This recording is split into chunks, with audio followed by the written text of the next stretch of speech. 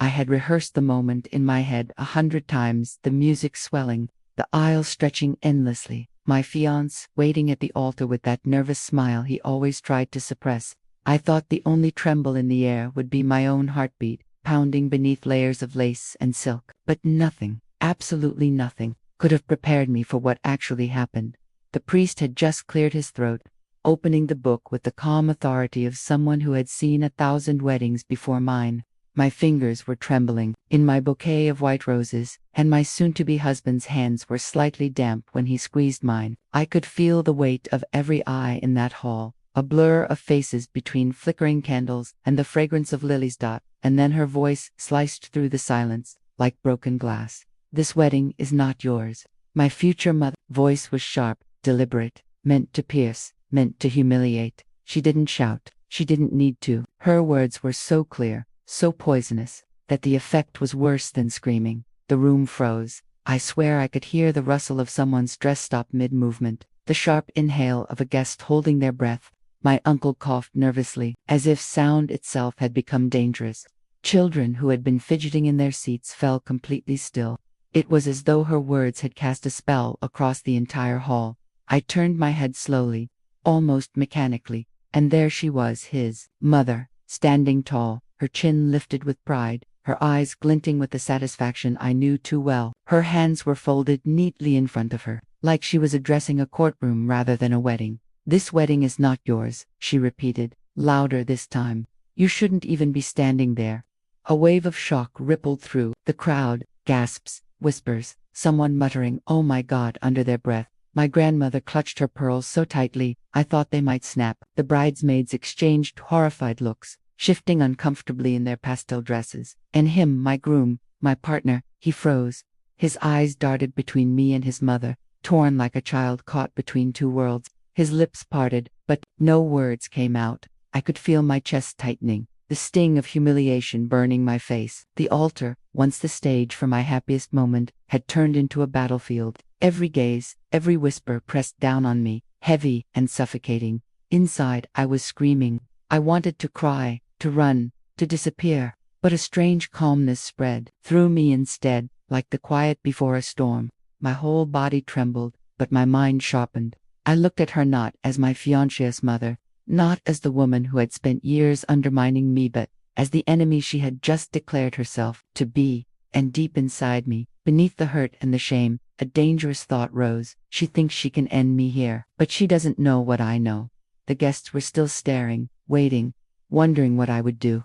The silence that followed her words wasn't empty, it was loaded, pregnant, expectant.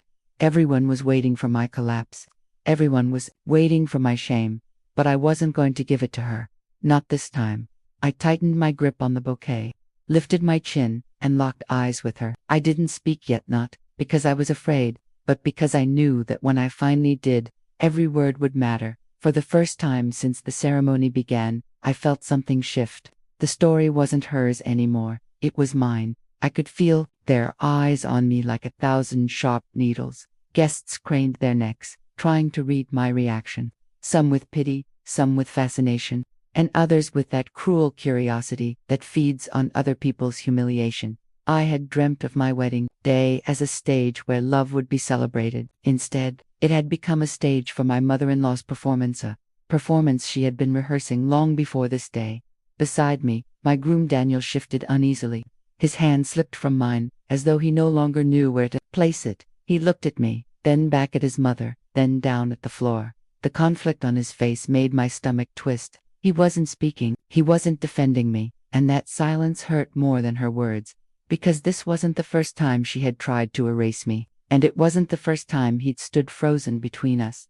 I could hear her voice echoing in my head from months ago. During one of our first encounters, "My son deserves more than this." She hadn't even bothered to hide her disdain, letting the word "this" hang in the air as though I were a temporary inconvenience, not a woman her son loved. Another memory pushed itself forward, unwelcome, but vivid. Her sitting at our engagement dinner, sipping wine with that smug smile, and whispering loudly enough for the neighboring table to hear. She never fit into our family. She doesn't know how. The way she said our family, like it was a country club and I was some unworthy applicant who had slipped past the gate.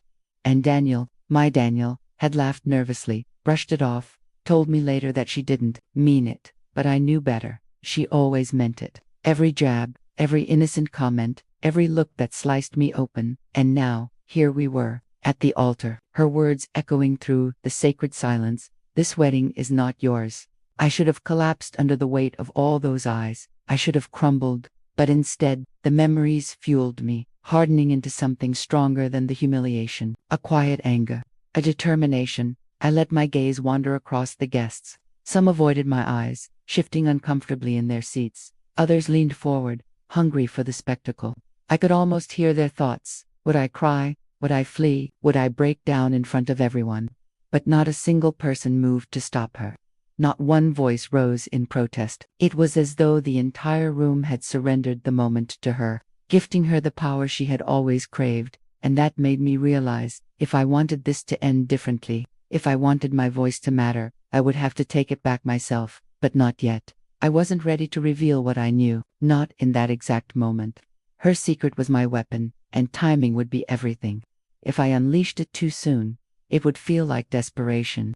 If I waited, if I let her bask in her cruel spotlight a little longer, the fall would be harder. So, I stood still. I lifted my chin slightly, not enough to look arrogant, but enough to remind myself that I was still standing. I didn't answer her. Not yet. The silence stretched, thick and unbearable, until she smirked, convinced she had won. Daniel finally spoke, his voice a hoarse whisper. "Mom, please, this isn't the time." His words were weak, barely audible, and I knew she would brush them aside, and she did. "Of course, it's the time," she replied, her tone dripping with triumph. "Better now than later. Everyone here deserves to know the truth." Gasps fluttered through the room again, like wings beating against stained glass. My heart pounded, not with fear, but with a dangerous anticipation. Does she think she's the only one holding a truth? For a fleeting moment, I almost pitied her. She had no idea how fragile her pedestal was. She had no idea that I held the one secret capable of shattering her image, her authority, her perfect reputation. But no, there would be no pity, not after everything. So, I did what I had learned to do over the years with her. I let her speak. I let her believe she had control, and all the while, I tucked my own secret closer to my chest, waiting for the perfect moment to turn the entire room against her. The weight of their eyes pressed harder against me, but I stood taller beneath it, because soon, those same eyes that pitied me would see the truth, and they wouldn't look at me the same way ever again. I wish I could tell you that her words at the altar were a complete shock, that I had never expected such a public attack, but the truth, a part of me had been waiting for it. Because from the very beginning, my relationship with Daniel's mother had been a battlefield disguised as polite family dinners. I remember the first time I met her. Daniel and I had only been dating for a few months, and he wanted to introduce me properly. We drove up to her house, a sprawling two-story place with a lawn that looked like it had been manicured by angels. I was nervous but hopeful. I wanted her to like me. She opened the door, her lipstick perfect, her pearls gleaming, and gave me the kind of smile that looked like it had been carved with a knife. "So this is her," she said, looking me up and down. "Not this is the woman making my son happy. Not even a polite nice to meet you. Just her," like I was already a problem to be managed. That evening, she didn't ask me much about myself. Instead, she told story after story about Daniel, the awards he had won, the sacrifices she had made for him, how he always deserved the best. And every time she said the best, she looked right at me, as if daring me to argue. Later that night, when I mentioned it to Daniel, he brushed it off.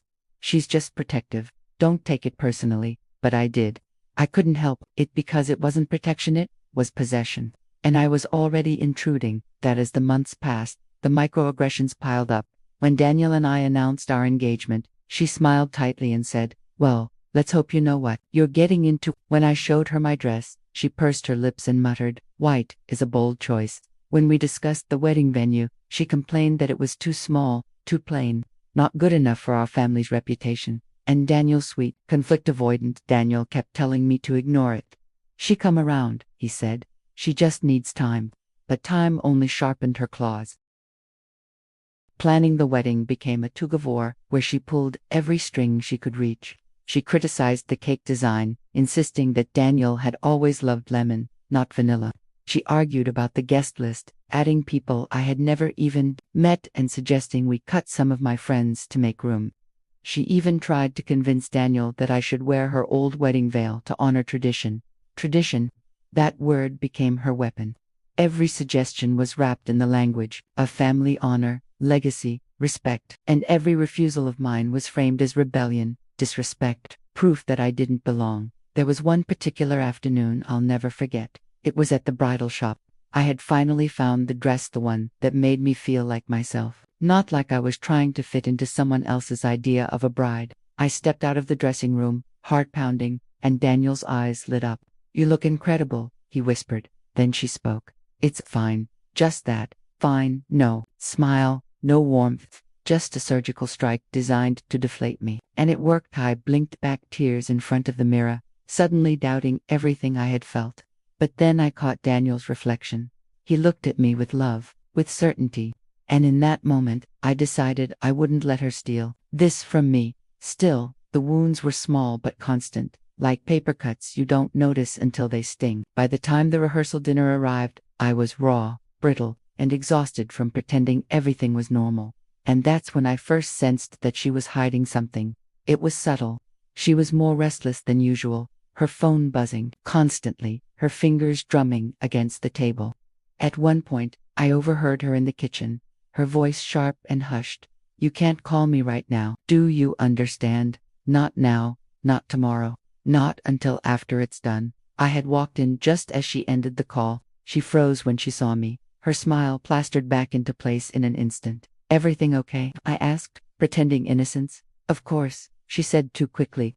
"Just family business." Her eyes didn't meet mine, and that was when my gut told me the truth. She wasn't just bitter, she was hiding something. Something big enough to make her nervous. Something she didn't want anyone to know. That night, lying in bed, I replayed her words. Not now, not tomorrow, not until after it's done. Done. What was she waiting for? I didn't know the full answer yet, but I had a feeling. A dangerous, electric feeling. And I made a decision. If she wanted to play with secrets, I could play too. Which is why, when she stood at the altar and declared, "This wedding is not yours," I didn't crumble, because I already had the first threads of her secret clutched tightly in my hand. The night before my wedding should have been filled with laughter, clinking glasses, and whispered excitement about the big day ahead. Instead, the rehearsal dinner was a war zone disguised as a celebration. The restaurant was warm, candlelit, and bustling with chatter from our families and friends. On the surface, it looked perfect. Roses on the tables, champagne bubbling, plates of food passed around, but beneath it all, there was an undercurrent I couldn't ignore, the kind of tension that makes you feel like the air is too heavy to breathe. And at the center of it all was her, my future mother-in-law, sat like a queen at the head of the table, a glass of wine in her hand, and a constant scowl softening into false smiles whenever anyone looked her way. She had already criticized the appetizers, saying the salmon was too dry, and whispered to her sister about how tacky the flower arrangements looked. I tried to stay focused on the people who mattered, my maid of honor making a toast, Daniel squeezing my hand, my dad telling embarrassing childhood stories, but no matter what I did, I could feel her eyes on me, dissecting me, waiting for me to slip. Then, it happened, the cake tasting. The rehearsal dinner had included a small version of the cake we had chosen for the wedding, 3 layers, vanilla, with raspberry filling, covered in white buttercream. It was simple, elegant, ours. When the waiter brought it out, I smiled. Finally, something to celebrate. But the moment the knife sliced into the cake, her voice rang out. "Wait, this isn't right." The room fell quiet, all eyes on her. "What do you mean?" Daniel asked cautiously. She leaned forward, her expression serious, as though we had just committed a crime. "Daniel hates vanilla. He's always hated it. Lemon has been his favorite since he was a child. Isn't that right, sweetheart?" Daniel blinked, caught off guard. "Mom, I like both." "No," she said firmly, shaking her head. "You love lemon. Always have. You must have just gone along with this vanilla nonsense to keep her happy." She pointed at me with her wine glass, her voice loud enough for the entire room to hear. Heat rose in my cheeks. But before I could respond, she went on. "Honestly, it feels like every detail of this wedding is about her, not you. Your favorite cake, your traditions, your preferences ignored. Whispers rippled around the table. I stared at Daniel, begging him silently to speak up, to defend me. But he just pressed his lips together, caught between us, his silence as heavy as a stone. I forced a smile. Actually, Daniel and I chose this cake together. He said he loved it. Her eyes narrowed. Of course he said that, but I know my son better than anyone, don't I, Daniel? For a long moment, no one breathed. Finally, Daniel muttered, "Mom, please." It wasn't enough. Not nearly enough. I swallowed hard, trying not to let her see the cracks in my composure. But inside, I was boiling.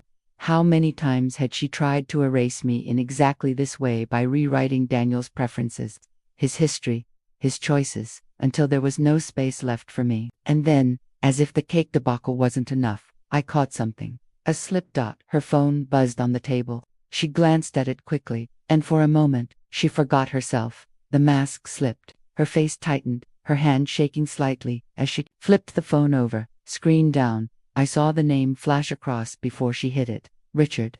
The name meant nothing to me, but the look on her face did. She was rattled. She excused herself, muttering something about needing to take a call. Outside, I watched her go, every nerve in me buzzing with curiosity. Minutes later, when she returned, her smile was too wide, too rehearsed. She raised her glass and said, "To tomorrow, the day our family gets stronger." But I couldn't unsee it. The trembling hand, the pale face, the urgency in her voice when she had hissed into the phone earlier. Not now, not tomorrow, not until after it's done. Something was there, something big, and I knew it wasn't about cake or flowers or me. That night, after the dinner, Daniel and I went back to our hotel suite. He was tired, distracted, already half asleep when I asked Daniel, "Who's Richard?" He frowned. "Richard? I don't know. Why? Your mom got a call from someone named Richard tonight." She looked scared. He shrugged. "She knows a million people. Probably nothing." But it wasn't nothing. I could feel it in my bones. Lying awake beside him, staring at the ceiling, I thought about every cruel word, every attempt she had made to break me. And now, I finally had a thread to pull. I didn't know yet what the secret was. Debt. An affair.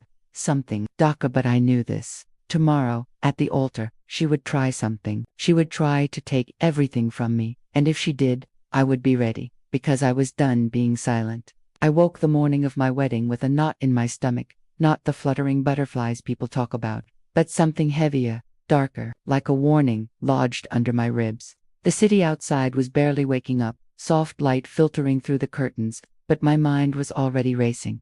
Richard. The name clung to me like a burr I couldn't shake off. I didn't know who he was, but I knew instinctively that he mattered.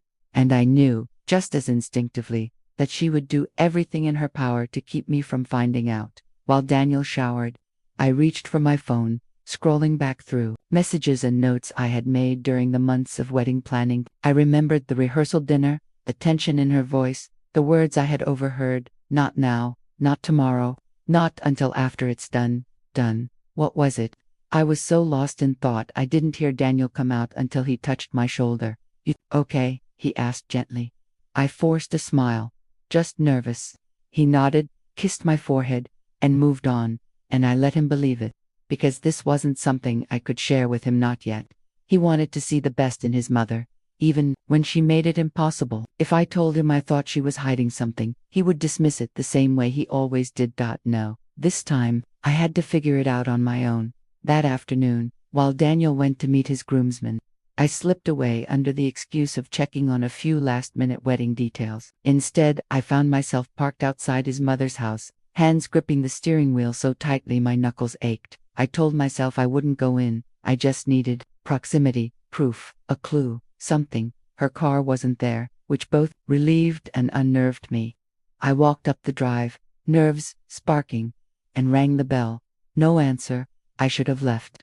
I know that, but something in me, a mix of desperation and defiance, pushed me forward. The door was locked, but the mail slot had envelopes sticking out. Bills, catalogs, and one thick envelope, face down, with the name Richard Hensley visible through the window. My heart skipped. I pulled it out carefully, scanning it. A bank logo. Overdue notices printed in red. Debt. I froze on the steps, the weight of the letter in my hands. Could it really be this simple? My future mother-in-law, the woman who lorded her perfection and family reputation over me, drowning in debt. I should have put it back, I should have walked away, but I couldn't. Not after everything.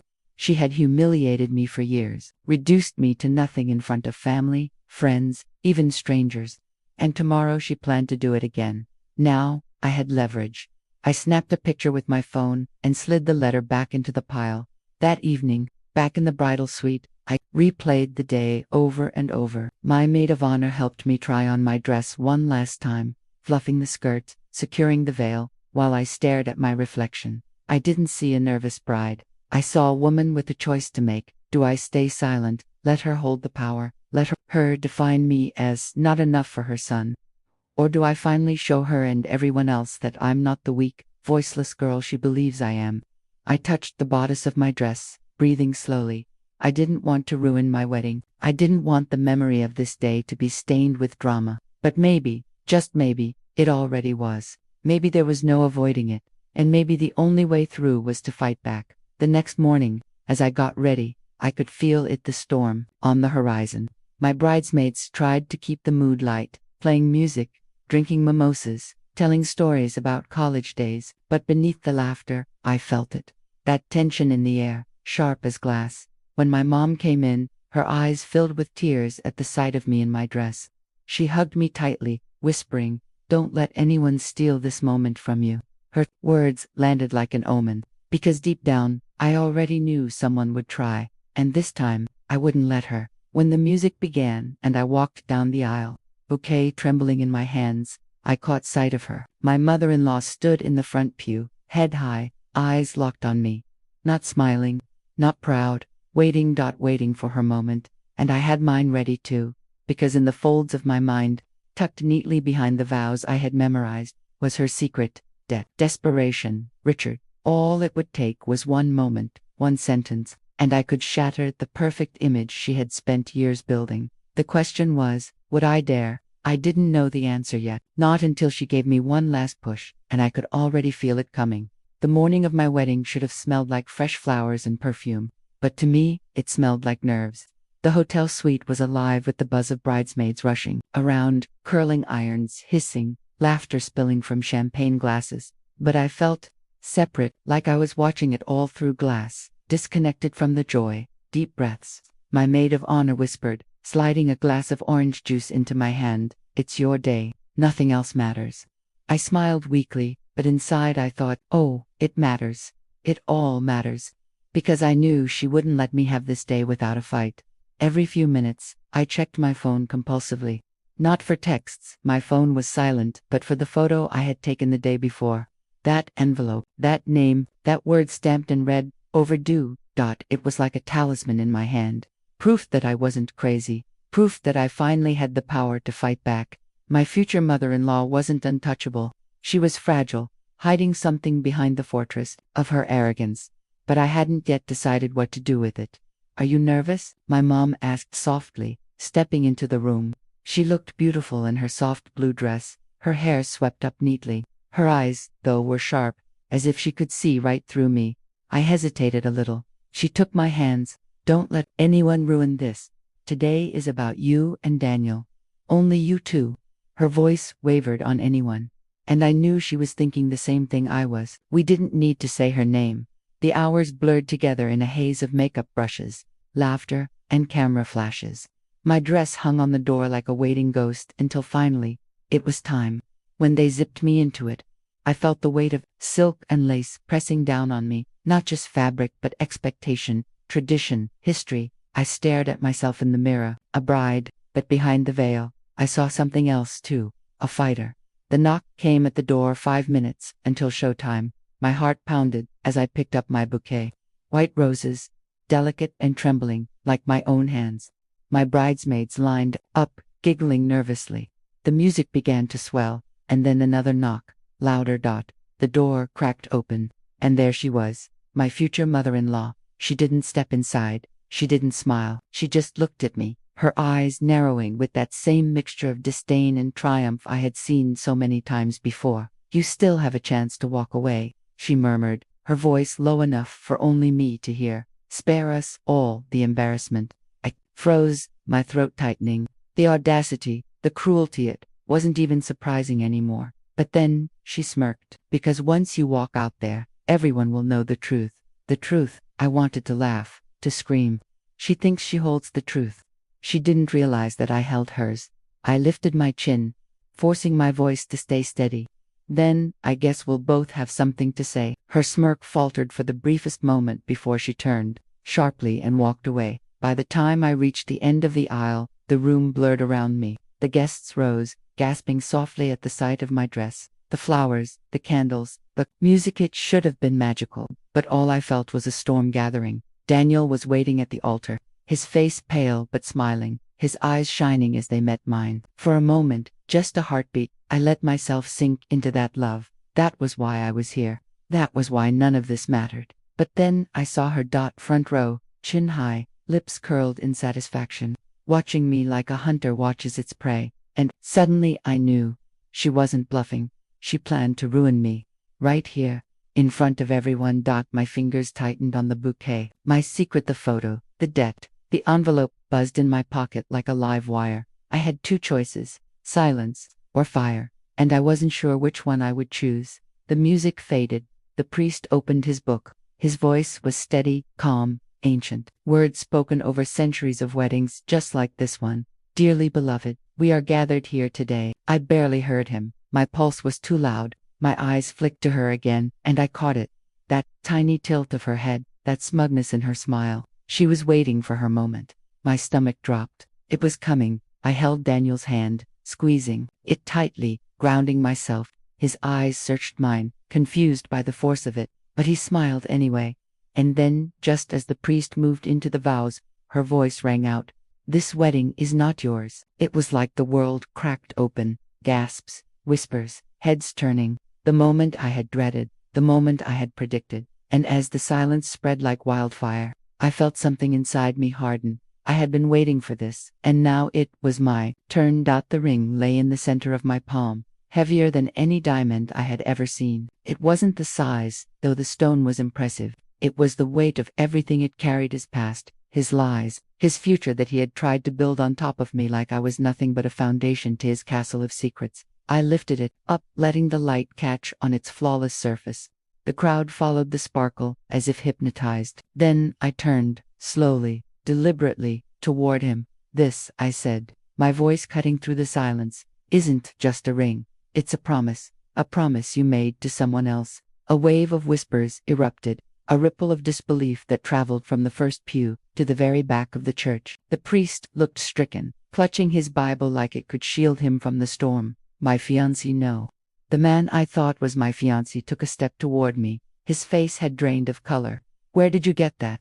He demanded, his voice cracking on the edges. From someone who trusted you once, I answered. I didn't give him her name. I wanted him to feel the uncertainty, to wonder which of his buried skeletons had clawed its way to the surface. He reached for the ring, but I pulled my hand back. Don't, I hissed. Don't you dare touch it. My mother gasped from the front row. What is this? What are you saying? I turned to her, my voice softer now but no less firm. I'm saying that this man, the one you were so eager to marry me off to, is a liar. He stood in front of me, in front of all of us, pretending to be someone he's not, and I refused to bind myself to a lie. The air seemed to crackle. Every breath, every movement felt amplified in the charged silence. He tried again, this time more desperate. You don't understand. It wasn't like that. Chichi meant nothing. It was before us, before you, before me. I snapped, my hand shaking with the weight of rage and betrayal. Then why was she still wearing this ring when she came to me, crying, because you left her with nothing but broken promises? The collective gasp that followed was louder than any church bell. His mother sank into her seat, covering her face with her hands. My father's jaw clenched so tightly I thought it might break. The man I had once thought I loved looked at me with something that almost resembled fear. For the first time, he realized he wasn't in control.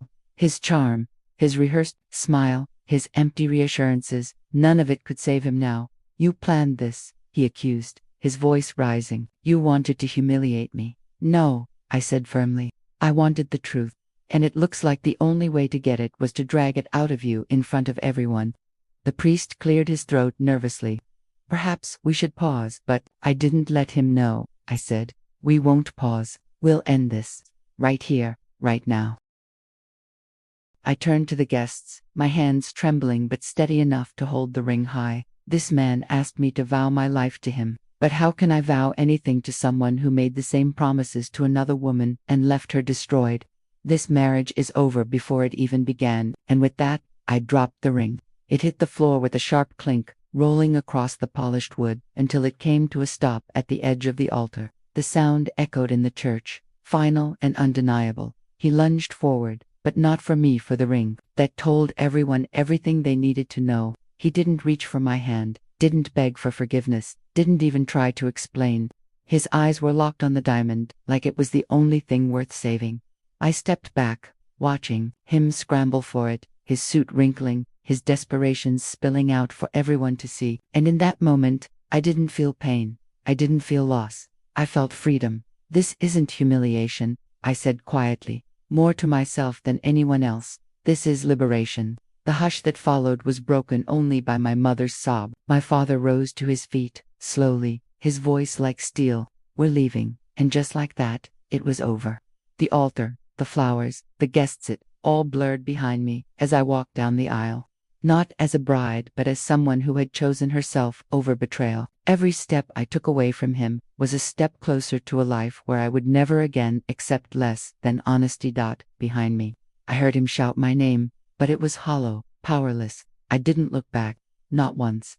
The doors of the church swung open, flooding the space with light, and as I stepped outside, the air cool against my flushed skin, I realized that the wedding had ended. But my story, my real story, was just beginning. The silence after my declaration stretched on like an endless corridor, my face drained of color, her painted lips trembling slightly as she pressed them together. Her eyes darted toward the guests, scanning their faces, searching for someone to support her, to confirm her authority. But all she found were stunned stares and lips murmuring among themselves. The priest shifted uneasily, clearing his throat, as though to speak, but even he hesitated, perhaps sensing that the moment was beyond him. It wasn't just about a wedding anymore, it was about truth, about power, about the unveiling of something that had been hidden in shadows for far too long. My fiancé Daniel tightened his grip on my hand. I glanced at him, and what I saw in his eyes steadied me. Not confusion, not doubt, but fierce, quiet trust. He didn't know what I was about to reveal, but he trusted me enough to let me speak. That gave me strength. "She wants to stop this marriage," I said, turning back to face the woman who had tried to shatter my moment of happiness. My voice grew firmer, louder, not because she doubts my love for her son, not because she questions my loyalty or kindness, but because she is afraid of what will come out if this union goes forward. Gasps rippled across the pews. My aunt covered her mouth with her hand. Daniel's cousins leaned forward, eyes wide, like children waiting for a bedtime story that had suddenly turned dark and thrilling. My mother-in-law's hand flew to her chest. "How dare you?" she hissed, though her voice shook. "What lies are you weaving here in God's house?" "Lies," I repeated, my voice steady now. "Then you won't mind if I tell everyone the truth." Daniel's grip on my hand loosened slightly, as if he feared what I might say, but he didn't stop me. I drew in a deep breath, my heart pounding so hard I could hear it echo in my ears. "The truth," I said slowly, carefully, "is that this woman, the one who claims this wedding isn't mine, has been carrying a secret for decades. A secret that, if revealed, would explain everything: her bitterness, her constant need to control, her cruelty masked as protection." The guests leaned closer, whispers filling the sacred space. The priest shifted uncomfortably again but did not interrupt. My mother-in-law shook her head violently, her earrings swinging wildly with the motion. "Don't you dare!" But I cut her off. "The truth is that she herself once stood in a white dress, in this very same church, ready to marry a man she did not love, a man who was chosen for her, not by her. And while she walked down the aisle, her heart belonged to someone else, someone she was forced to abandon." The room went utterly silent. Even the candles seemed to flicker lower, as if listening. Her lips parted, but no words came out. For the first time since I had known her, the iron mask she wore cracked. Behind it, I saw something I had never seen before: raw pain. "She loved someone else," I continued, softer now, my voice breaking through the stillness. "Someone who was never allowed to stand beside her. and she's carried that wound ever since. She tried to bury it under power, under control, under resentment, but it never healed. And now, seeing her son free to choose his own love, to stand at this altar by his own will, it terrifies her, because it reminds her of the life she lost. A murmur rose again, but it was different this time. Not shocked outrage, but murmurs of recognition, understanding. Daniel turned sharply to his mother, his jaw tense. "Is it true?" he asked, his voice low but steady. Her eyes welled with tears, though she tried to blink them back. She raised her chin, but the tremor in her lips betrayed her. I don't know what she's talking about, but the room already knew. Sometimes silence tells the truth more clearly than words. I stepped closer, no longer speaking for the guests, but for her. For the woman who had spent her life building walls around a heart that once loved fiercely. "You can keep denying it, but I saw the letters. I know his name. I know that you had to leave him because your parents forced you to marry for security, for appearances. And I know that every time you see Daniel, free to make his own choice, it cuts you open again, because you never had that chance." The guests collectively drew in a breath. Some looked at me in shock. Others turned their eyes toward the mother of the groom, waiting, demanding an answer. Her hands trembled so violently that her pearl bracelet clinked against the wooden pew. "You had no right," she whispered hoarsely, but the strength had drained from her voice. She sounded less like the fierce matriarch who had tried to stop my wedding, and more like a wounded woman who had been carrying too much, for too long. Daniel's face softened with sudden recognition. He looked at his mother not as the controlling woman who had always dominated his life, but as someone deeply human, flawed, and hurting. "Mom," he murmured. She flinched, as though his compassion was too much to bear. "I'm not telling this to humiliate you," I said quietly, my voice no longer echoing for the crowd, but directed at her. "I'm telling it because you tried to use your pain as a weapon against me, against us. But it's not me who is your enemy, it's your past." Her tears finally fell, streaking the powder on her cheeks. She turned her face away, unable to meet anyone's eyes. For once, she had no words, no commands, no power, just silence. The guests sat frozen, their breaths held. No one dared to move. Daniel's hand slipped around my waist as he drew me closer. "This is my wedding," he said firmly, his voice resonating across the church. "Our wedding. And no one," his gaze flicked toward his mother, heavy with both sorrow and resolve, "no one will take that away from us." The priest, clearly shaken, adjusted his glasses and finally found his voice. Shall we continue?" he asked hesitantly. I glanced at Daniel. He nodded, his expression fierce but tender, his eyes never leaving mine. And though my body trembled from the weight of what I had unleashed, I nodded too. As the ceremony began again, I could still feel my mother-in-law's eyes on me. Not with hatred, not even with rage, but with something far more complicated, a mix of shame, grief, and perhaps, buried somewhere deep, a glimmer of reluctant respect. And in that moment, I knew one thing for certain. Nothing would ever be the same again. The moment the last syllable of my declaration echoed through the church, the atmosphere shifted. A thin, almost fragile silence fell, as if the walls themselves were holding their breath. Then the murmurs began. Low at first, then swelling into a tide of whispers that rolled from the front pews to the very back of the church. Some guests stared at me with admiration, others with shock, and a few with barely concealed judgment. I could feel the weight of their eyes, but I didn't waver. This was not about them. This was about me, about truth, about finally stepping out of the shadow she had cast over my life for years. Daniel's mother, for the first time, looked small. Her armor had cracked, and all that remained was a woman confronted by her past, her mistakes, and her own fragility. She tried to speak, to regain control, but her voice came out trembling, almost inaudible. "Youth, this isn't how it should be," she stammered, looking at the crowd for support. But the crowd had already chosen. No one moved to defend her. They had seen her cruelty, her manipulations over months of planning. The silent verdict was already written on their faces. Daniel's father, who had been sitting quietly beside her, finally spoke. "Enough," he said, his tone calm but firm. "Whatever has been hidden, whatever secrets were kept, it's done. Today is not about past regrets. It's about the choice of these two people in front of us." The words were like a bomb. I felt Daniel squeeze my hand, grounding me. He turned slightly to face his mother. "Mom," he said quietly but firmly. This isn't your choice anymore. I'm standing here with her because I want to, because I choose her. Her hands tightened into fists, and I saw her lips quiver. She looked at me, and for the first time, I caught a flicker of recognition in her eyes, not recognition of me, but recognition that her reign of control had ended. The whispers grew louder as some guests began to discuss the revelations among themselves. I caught snippets. Did you hear what she said? Her mother-in-law? She actually admitted it. She's been lying all these years. It was intoxicating. Not in a malicious sense, but in the way justice can feel when it finally settles. For years, she had tried to erase me, to make me small, to control my relationship with Daniel. And now, for the first time, the truth was mine to hold. My mother, sitting in the front row, reached over and squeezed my arm. Her eyes were glistening, proud. You did the right thing, she whispered. I nodded, my throat tight, emotions surging. This was more than vindication. This was liberation. Her attempts to respond crumbled as Daniel's mother realized the weight of what had been exposed. A few of the older relatives exchanged nervous glances, unsure of how to intervene. The matriarch's power, once unchallenged, had dissipated like smoke in the wind at that moment. I understood something important.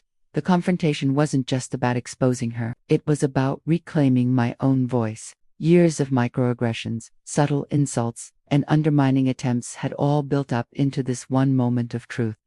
And I was finally free to speak, finally free to live without fear of her shadow. Daniel's grip on my hand tightened, and I looked at him with gratitude. He had been caught in the middle of our silent war for too long, and he had finally seen the woman I had become: strong, resolute, unafraid. She tried to control everything. I whispered to him, leaning close. Every detail, every word, every choice, but not today, not anymore. He nodded, and for the first time, I felt the ceremony shift from confrontation to affirmation. This wasn't about shame or anger, it was about standing together, solid and unyielding. The priest, after a long pause, finally continued with the ceremony. His voice wavered at first but grew steadier as he guided us through the vows. And when I placed the ring on Daniel's finger, I felt an overwhelming sense of triumph, not over him, but over the past, over manipulation, over fear. As we turned to face the crowd as a married couple, the reactions were mixed, but the weight of truth hung heavily in the room. Some guests looked at me with awe, others with disbelief, and a few, I knew, were quietly reassessing every interaction they had witnessed over the years. I spotted her again, my mother-in-law, her shoulders hunched, her face pale. For a fleeting moment, I wondered if she would leave, humiliated beyond recovery. But instead, she stayed, rooted in place. A mixture of grief and silent acknowledgement etched across her features. I realized then that she had lost more than control. She had lost the illusion of power she had wielded for so long.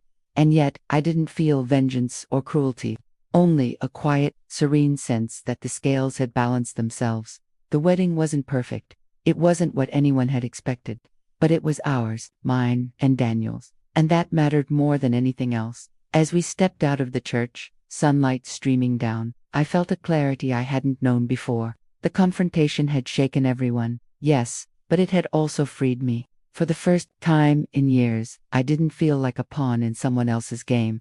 I was no longer the girl who silently endured, who bit her tongue, who lived in fear of judgment. I was a woman who had spoken her truth and lived to see it change everything. And in that moment, I knew that the future didn't belong to her or to anyone else. It belonged to me. The air outside the church felt electric, a mixture of sunlight and freedom washing over us. Guests were still murmuring among themselves, some staring in awe, others whispering about what had just unfolded. But I barely noticed. My focus was on Daniel, on the hand I held, on the life we were finally stepping into together. He squeezed my hand gently. You were incredible, he said, his voice low, carrying both admiration and relief. I didn't know you had it in you. I smiled, a tired but triumphant smile. It wasn't about having it in me, it was about finally letting it out. For too long, I swallowed everything: her words, her judgment, her cruelty. Today, I didn't, and it felt liberating. Daniel nodded, and for a moment, the chaos of the last hour felt distant. For the first time in years, I felt the weight of control lift from my shoulders. I had spoken, and the world had listened. We walked down the steps together, the sunlight catching the lace of my dress, the flowers in my bouquet, the glint of the diamond that had caused so much tension. The guests followed, some offering smiles of support, others still in shock, but it didn't matter. The only validation I needed was in Daniel's eyes, steady, kind, and full of love. My mother-in-law remained seated for a while, her head bowed. I could see the tremor in her hands, the tight line of her lips. I wanted to say something, to soften the moment, but I knew it wasn't my place anymore. She had lost her power, and she needed to navigate her own reckoning. Instead, I turned to my own family. My mom, my dad, my siblings, they were beaming. Their pride was unmistakable. My mother pulled me into a hug, holding me close. "You did it," she whispered, tears slipping down her cheeks. "You stood up for yourself. That's the woman you were always meant to be." I leaned into her embrace, feeling a rush of gratitude and relief. "I finally did," I admitted, "and it feels good, more than I expected." The reception that followed was quieter than most weddings I'd attended. The atmosphere was no longer about perfection or appearances. It was raw, honest, and real. Guests approached us cautiously, offering congratulations, sometimes with awkward pauses, sometimes with genuine smiles. Each one reminded me that truth, once spoken, could never be taken back.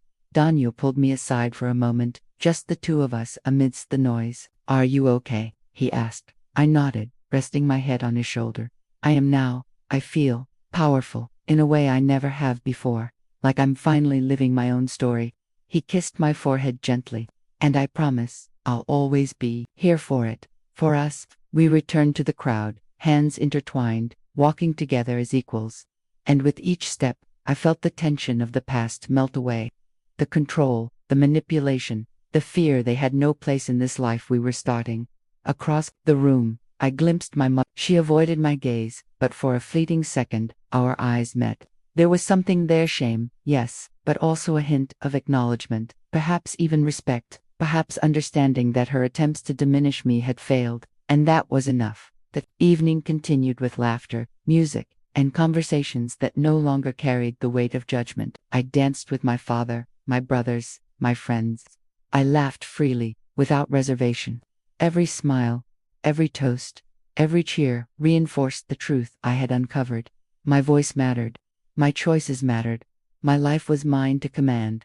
As the night drew to a close, Daniel and I slipped outside for a moment of quiet together. The stars stretched endlessly above us, indifferent to human dramas, yet somehow comforting in their constancy. "I can't believe this day actually happened," he said, pulling me close. "After everything, we made it through." I rested my head against his chest, listening to the steady beat of his heart. "We did," and I realized something today. Standing up doesn't ruin moments, it defines them. It changes them from what someone else wants into what we want. And that is everything.